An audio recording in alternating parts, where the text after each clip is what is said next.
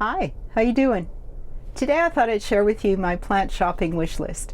There's the top 10 perennial flowers. I was hoping to find a couple of perennial ornamental grasses that are on my radar, some new annuals, and there's a shrub as well. If you're new here, my name is Sharon and I garden on a large yard in a small town in east central Saskatchewan, Zone 3. Welcome to my Sask Garden. I'm recording this on April 30th and tomorrow's May 1st, and May 1st is often an opening day for many of the local greenhouses. I know a lot of the bigger greenhouses stay open year-round or they're already open, but the big box stores and any of the local greenhouses, their opening day is generally right around May 1st, perhaps this weekend, or at the very latest, it would be Mother's Day. I think everything is open by Mother's Day. Greenhouses opening up is a great time in a gardener's life. It truly is. It certainly is in mine. Even if you just go and walk around and have a look and buy nothing, it does wonders for a gardener's soul just to smell the flowers and soil and see all that color. It is a little early for buying some things, or it can be if you don't have a place to store them.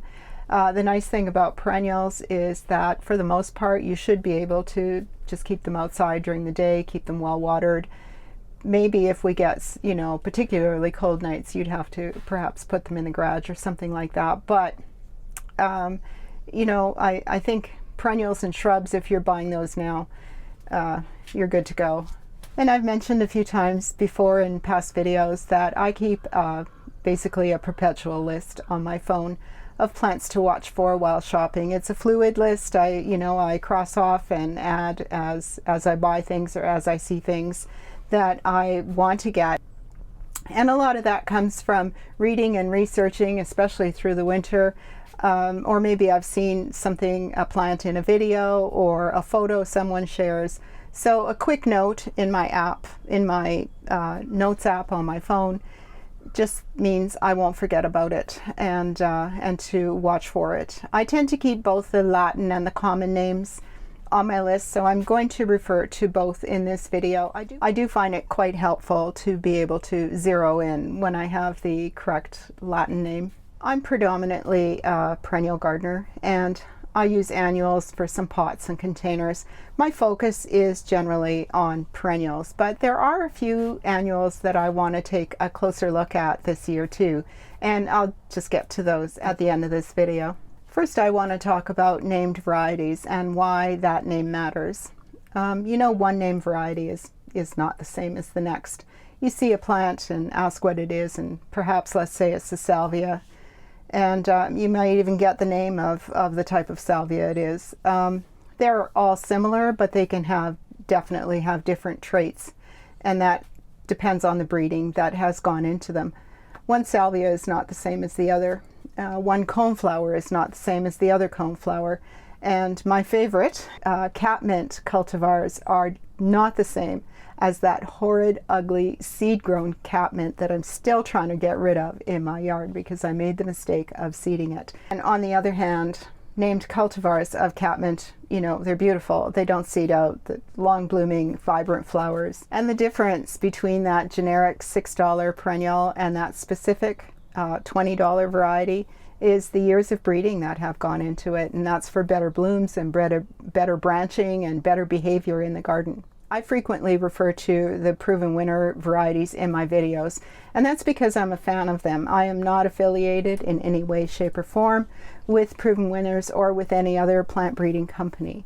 But in my experience of growing perennials or annuals, the proven winner line, I have rarely been disappointed. So they are always what I look at first. I mean, not exclusively, of course. I have plenty of plants that are not proven winner, but I do have some amount of confidence in buying those plants. I just find that they are generally very strong and robust growers, and that makes for good root structures, and a good root structure often helps to survive our cold, bitter winters. And so that takes me now to the first perennial on my list, which is Blue Sky Salvia.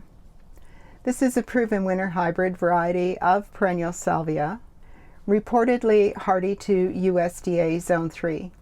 It's apparently later to bloom than other salvia, but it's also bigger, up to 32 inches high and wide. Violet-blue blossoms on those tall spikes. Like all salvia, it is a full sun perennial, it's drought tolerant, and it isn't fussy on soil type. I find salvia in general grow a little better with leaner, on the lean side, leaner soil, less water, no fertilizer. Too much of a good thing just makes them flop open in the center or need some type of support. Plant breeders don't just cross plants for fun. They're solving problems. Older salvias often get floppy. They bloom, then look like a mess, or sometimes they look like a mess while they're blooming. I have those. Some of those don't survive our Zone 3 heave and thaw cycle. I've had some of those as well. Living Large was bred specifically for a compact habit, longer bloom time, and cold hardiness. It is a salvia, but it should provide a completely different experience in the garden. Next on my list, I'd like to find a black Cohosh Bugbane, and that Latin name is Actaea racemosa. This plant used to be classified as Cimicifuga racemosa. I think I'm also looking for Atropurpurea in the name, which will indicate the purple foliage, which is what I want. This plant checks a lot of boxes for me. Dark foliage, spiky blossoms, hardy to Zone 3. It's a good plant for dappled shade. The one downfall for me is that they prefer good moisture, which is usually not just readily available in my yard. It's something I have to work at and provide supplemental watering. But you know, the odd plant that needs that, that's okay. Or if I group a whole bunch into the same area that need, you know, that extra moisture, then that's a little easier as well. It is reportedly deer resistant. I can't attest to that. I usually don't have summer deer pressure. Winter is a different thing these past few years. Last year I did find a pink spike bugbane. The Latin name is Actaea simplex, so a little bit different. It also has purple foliage and these pink spiky blossoms. I planted it really late in the season though, and it was not a strong plant to begin with. It was something that I got on sale and, you know, I planted it late. I don't have a lot of hope for its survival. I am hoping, but I won't be surprised if it dies. I'm just not sure if it rooted enough to make it through this past winter. And that is, having a good root structure is a key to plants surviving our winters. There are some differences between the Actaea simplex and the Actaea racemosa, and probably the main thing would be bloom time. The racemosa blooms midsummer and the simplex blooms later. But I also think, in my reading, that there may be quite a bit of confusion and mislabeling that comes into play with the two. And so I'd really definitely buy one based on how it looks. If it's a simplex, then, you know, so it is. There are some named cultivars. One is called Hillside Black Beauty. It is noted as a Zone 4 plant. That doesn't mean I wouldn't buy it or plant it. Really, I just want a bugbane plant that has that dark purple foliage and nice blossoms, or pink blossoms would be best.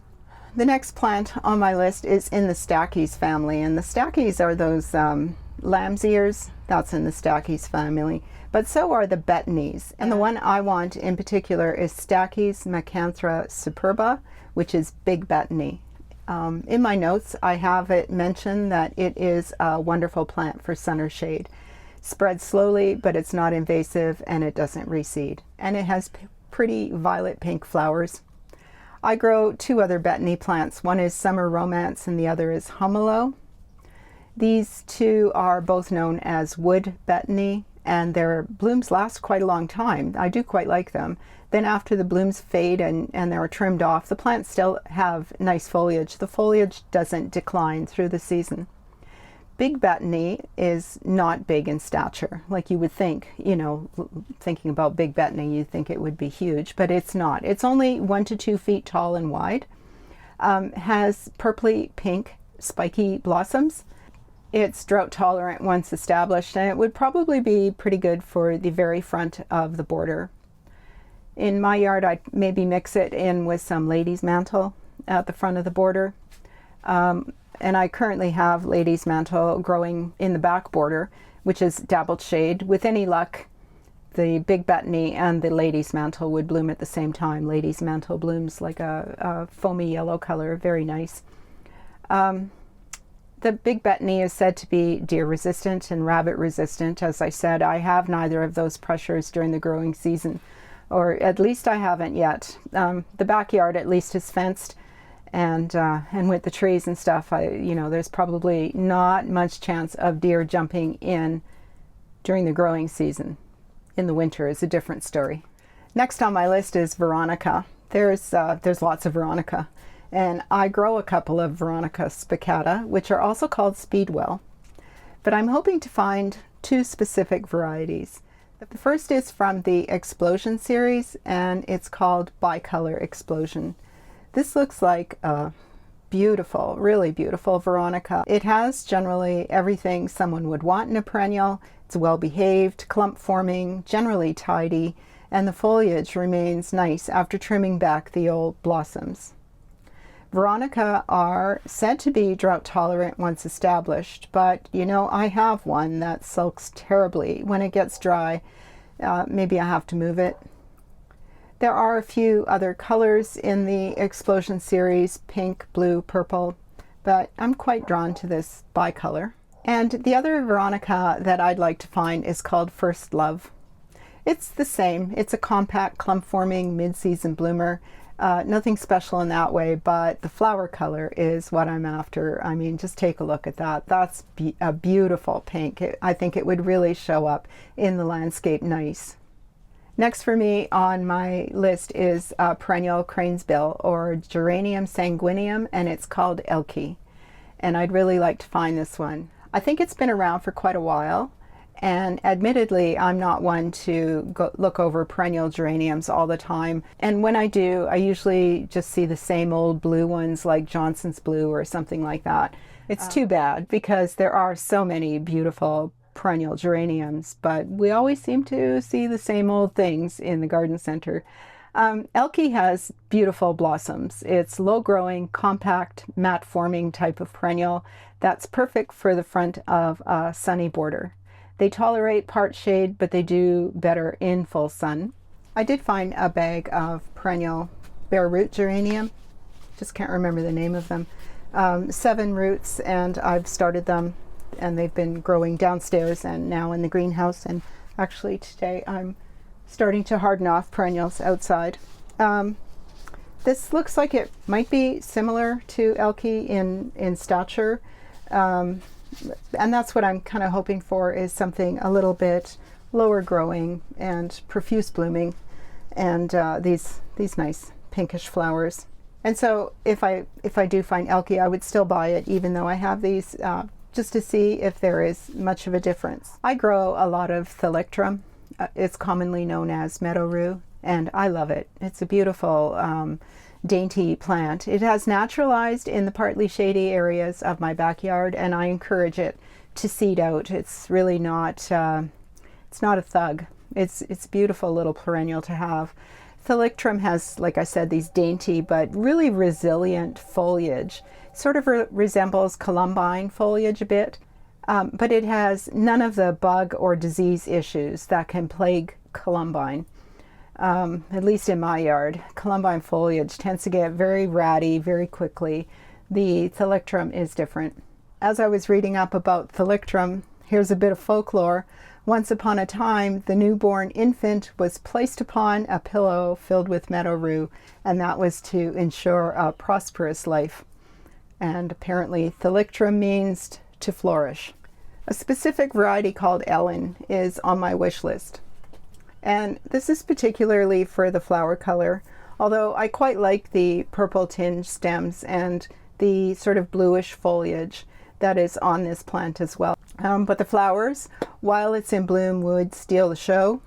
It's also very tall, like 6 feet tall, and some sites say it will go up to 10 feet. Also, some sites list this as hardy to only zone 5, others say zone 4, and yet others say zone 3. There are also plenty of other Meadow Rue that are attractive and worthy of space in the garden. And I'm keeping this one on my list to remind me to look closely at any Thalictrum or Meadow Rue that I might find in my garden shopping travels, just so I can take a look and see what is out there. The one I'm growing, the one I have, I originally started from seed many years ago, and now I have many more plants. But like I said, they're not a thug. They can just sort of pop up anywhere, and they really don't take up a whole lot of space or look too terrible when they grow that way. I also grow a lot of Heliopsis, or it's also known as false sunflower, and most of the plants I have are summer sun variety. Also, I think started from seed originally. I also have a bicolor with dark foliage and two-tone flowers. I've often said that Heliopsis are the workhorses of the Zone 3 perennial garden for many reasons, the first of which is their long bloom period. And when the flowers fade, they are like a perfect dried flower on the stem that just continues to last even through winter. Eventually they will shatter and spread their seeds as well, but it's amazing how that dried flower is just beautiful. And they take on kind of a tan beige tone. All the ones I have are tall, all around 4 feet, 5 feet. And I just like to have a smaller cultivar. And I think that these smaller ones that I want to look for are Athena Gold or the double flowered Raise for Days. That looks like they would fit the bill for me. Raise for Days is a double form and sort of looks like a yellow zinnia, only in perennial form. It grows to 2 feet tall, 18-inch spread, full sun, average water, average soil type. It's everything about Heliopsis that is easy by the sounds of it, but it is shorter. An Athena Gold here looks very much like my summer sun. The flowers are almost identical, so very much like summer sun in the flower shape and color, but this plant is only 18 inches tall. The tall Heliopsis are nice. They're nice, I like them, but I like the tidiness of some of the shorter varieties. A long time ago, I grew a perennial hibiscus. Actually, there were several plants. Zone 5 plants, I believe. They were seeds that came from my aunt in Toronto, and I successfully germinated them and was successfully growing them on the south side of the house for a few years. But they were really late in waking up in the spring, and they were really late to bloom in the fall. They started blooming around the time that we started having our first frosts, and they did survive a few frosts, but ultimately, you know, they were just getting going and the frost killed them. We did some re-landscaping in that area after a while, and those hibiscus had to be removed. I had nowhere else suitable to grow them, so I just tossed them. I now have a raised bed in that area, and it warms up pretty early. I'm curious if that summerific line of hibiscus would grow well there. I mean, look at these flowers. I think I'd be willing to trial one just to see how they grow in a Zone 3 environment. There are 18 different colors in this Summerific series, which is a proven winner series. And personally, I'd probably prefer a pink or lilac over the red or white. They grow 4 feet tall and up to 5 feet wide, so they're big. You'd need to think about where you're going to put them. I don't know if they'd actually attain that size, that massiveness in a Zone 3 garden, but you'd have to be prepared for that in some way. They're listed as Zone 4 on the Proven Winner site. Those flowers are 8 inches across. They apparently bloom midsummer. Now that sounds better than late summer, and it makes me think that perhaps there would be a fighting chance with them as well, that they're Zone 4 plants.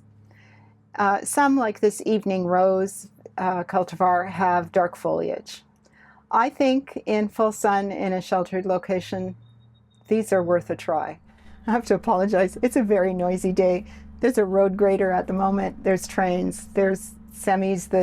It's just a very noisy day today. So I apologize if that's coming through too much.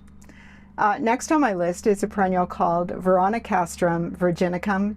It's also known as Culver's root. And the cultivar Erica is the one that's on my radar. It is described as forming a tall, bushy clump of dark green leaves, bearing huge branching spikes of red buds that open to tiny, soft pink blooms. Flowering starts in midsummer and continues on into autumn. Apparently it's terrific as a cut flower, attractive to butterflies. It gets to be about 3 feet tall and wide. It's a full sun perennial, drought tolerant, and not fussy about the soil that it grows in. Something new this year that I'd like to find is an astilbe, and it is called Dragon's Lair. It's new for 2026. This plant has burgundy foliage and vibrant pink blossoms, and I tell you, if there's anything that stops me in my tracks, it's burgundy or purple foliage with pink blossoms. I just think that that is absolutely beautiful. In general, I love colored foliage plants because the interest doesn't fade when the blooms do.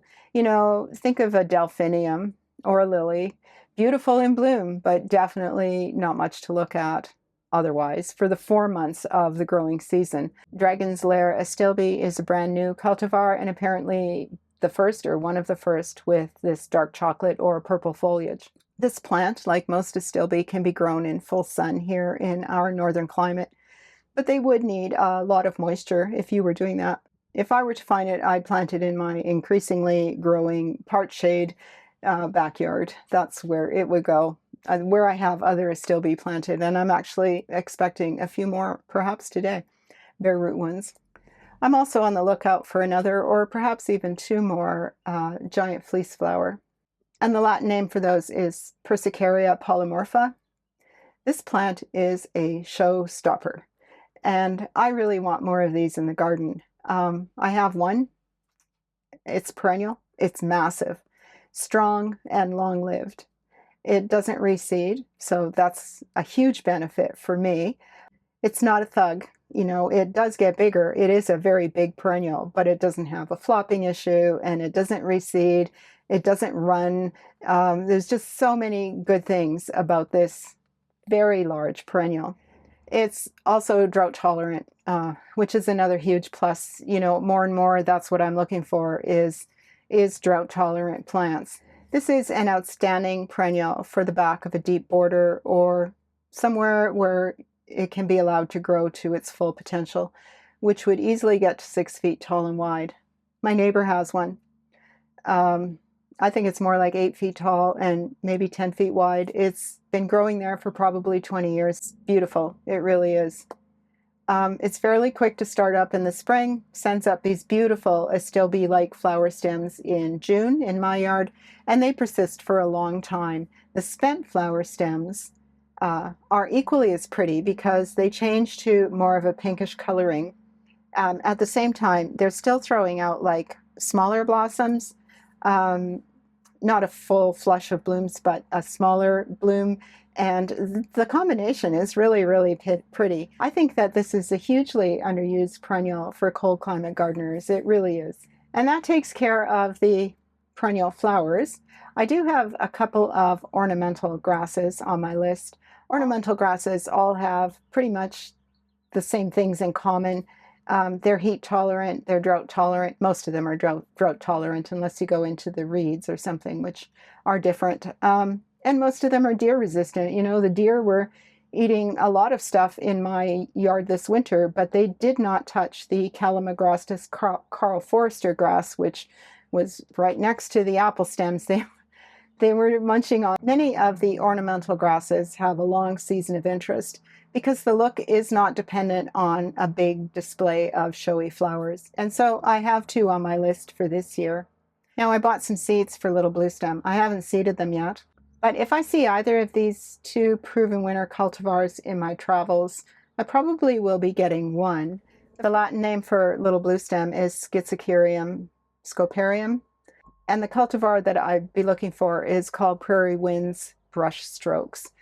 It's Little Blue Stem, hardy down to zone 3, 32 to 36 inches tall, and a 24-inch spread, powder blue foliage. The other one would be Blue Paradise, which would be just slightly taller, and the foliage is described as steel or silvery blue, and fall brings on a deep purple wine color. The other ornamental grass that I'd like to try is a panicum, which is Panicum virgatum, and they are also known as switchgrass. I think all switchgrasses are hardy to zone 4. I did grow one in the past, might have been called Northwind. I just can't remember. It just didn't bloom. It just didn't bloom early enough. Um, Two new ones that are out there that I perhaps would like to try one. The first one is Apache Rose, and the other one is Cheyenne Sky. Apache Rose grows to 4 feet. Cheyenne Sky is a little shorter at 3 feet tall and an 18-inch spread. They're clumping grasses. They won't run. They form dense, upright clumps of blue-green leaves that turn wine red in early summer. They have purple flower panicles that appear just above the foliage in late summer. Now, my limited experience with panicum is that it is late to send up their inflorescences or their blooms. And so the risk of seeding out is minimal because those seeds just don't have a chance to mature. But there is also a risk that those panicles are not sent up in time before frost kills the plant. And the other thing about that lateness and sending up their inflorescences is also, in my limited experience, when they're beginning to get killed by frost and they haven't sent up their inflorescences, they don't turn color. The foliage doesn't turn the color that it's supposed to. It just dyes green. But it's been a long time since I did grow it, and I wouldn't mind trying another one just to see how it goes. The one shrub that is on my list is a Siberian cypress. Microbiota decussata, Celtic Pride. It's supposed to be hardy down to zone 2, tolerates light shade, dry conditions, and is a soft-looking evergreen ground cover that turns a bit purplish in winter. It doesn't suffer from winter tip burn like some of the evergreen ground covers can. Reportedly, the deer stay away from it. One shrub will fill an area 4 to 5 feet wide, and it grows an average of 2 feet tall. And that brings us to the annuals. I really only have a couple that are really on my wish list. I mean, no doubt I'll buy some others, but it would be plants I have tried before, I think. My annuals are mostly grown in containers or hanging baskets. I do like to try something different from time to time. I like to have the knowledge about growing it. I haven't plotted out all my containers just yet, what I'm planting and, in which container. I like to do that. I don't just like to wing it because that never works for me. But I do want to incorporate some of these annuals. And the first is something that is quite new to me. I've heard it mentioned a couple times, but I've not ever really looked at it or researched it, or I don't think I've ever actually seen it up close and personal, and that is a plant called James Britannia. That's all one word. I thought it was going to be like a name, James Britannia, but it's not. It's all one word, James Britannia, and it's commonly known as South African phlox. I'd like to grow this in a container to see how they are because I've read great things about them. The Proven Winner Safari series of James Britannia have 4 beautiful colors. I've not yet seen these up close and personal, as I said, but the flower colors do look vibrant. It's a filler, bit of a spiller, or it looks like it would be great alone in a hanging basket. I'm pretty sold on Calibrachoa. They've performed beautifully for me, and the James Britannia sort of looks to me like it would have the same effect. The James Britannia is very heat tolerant, so it would be a good choice for areas like the front of the garage. For example, it gets hot sun all day long. I found that Calibrachoa tolerated cold snaps, cold wind, and generally nasty weather really well when I've had other plants die in that. I'm curious if the James Britannia would do the same. I read that it has brittle stems and that cold wind combined with low temperatures, like below 7 degrees Celsius, could cause it to stop blooming or drop their buds. I think it would definitely be a diva, and I suspect that the result may be that it's more trouble than it's worth. But for a really sunny, hot, and still calm area, they may be exactly what is needed. And so, I don't know, I think it's worth a try to see how they grow. Maybe just, a small basket worth. And the other annual that's on my list is Supertunia. It's called Saffron Finch, and it's a beautiful yellow petunia, vibrant yellow, not a pale yellow. And I think yellow shows up really well. I think yellow and pink are always an outstanding combination. And I have a thought to incorporate yellow in this year's containers. The Supertunia, in my mind, are worth the price. They're self-cleaning, they're really strong growing, and they just keep pumping out the blooms. You don't have to cut them back or trim them or anything like that. They're just, Supertunias, I think, in general, are just a really, really good petunia to grow in containers. I'm really excited to start plant strolling and shopping this year. Let me know if you are too, and what's on your wish list. Hey, thanks for taking the time to watch this video today. I really, truly do appreciate it. As always, give me a thumbs up. Also, there's this new thing down here where you give me a thumbs up. It's called Hype This Video. Feel free to hit that for me as well. And tell your friends, and if you haven't yet, hit that subscribe button. I hope you're doing well. Enjoy your plant shopping. See you soon.